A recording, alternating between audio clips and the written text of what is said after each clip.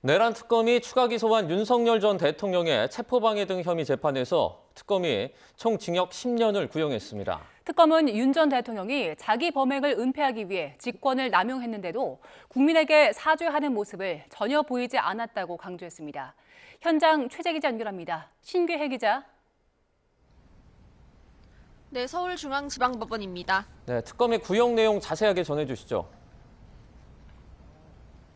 네, 특검은 조금 전 윤석열 전 대통령에게 체포 방해와 국무위원 심의권 침해 등의 혐의를 모두 종합해 징역 10년을 선고해달라고 재판부에 요청했습니다.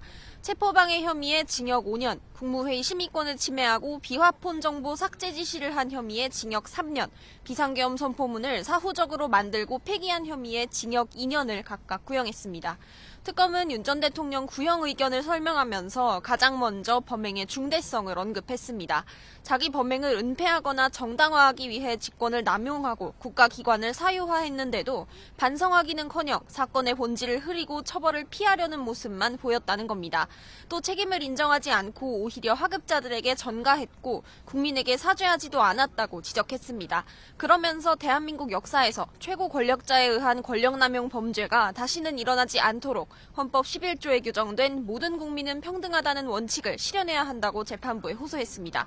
오후 재판에서는 증거조사를 마저 진행하고 윤 전 대통령 측의 최후 변론이 진행될 예정입니다.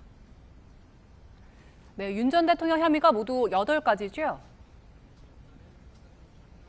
네, 이 재판에서 윤 전 대통령에게 적용된 죄명은 모두 8가지인데 내용에 따라서는 5갈래로 나뉩니다. 첫 번째는 공수처의 체포영장 집행을 경호처로 하여금 방해하도록 했다는 내용입니다. 이 내용과 관련해서는 중간 간부들이 증인으로 나왔었는데 윤 전 대통령의 위력 순찰 등 구체적인 발언 내용을 증언하면서 특검인의 주장을 뒷받침하기도 했습니다. 두 번째는 여인형, 곽종근, 이진우 세 사령관이 수사 대상자에 오르자 이들의 비화폰 정보를 경호처 지휘부가 부하들에게 삭제하도록 지시하게 한 혐의입니다.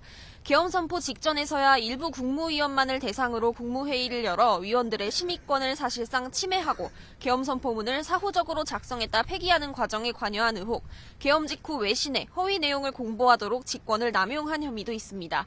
윤 전 대통령은 내란 혐의 사건이 선고된 이후에 이 사건 판결이 이뤄져야 한다고 여러 차례 주장했는데요. 하지만 재판부가 계엄의 성격은 이 사건의 쟁점이 아니라며 선을 그은 상황입니다. 지금까지 서울중앙지법에서 YTN 신기입니다.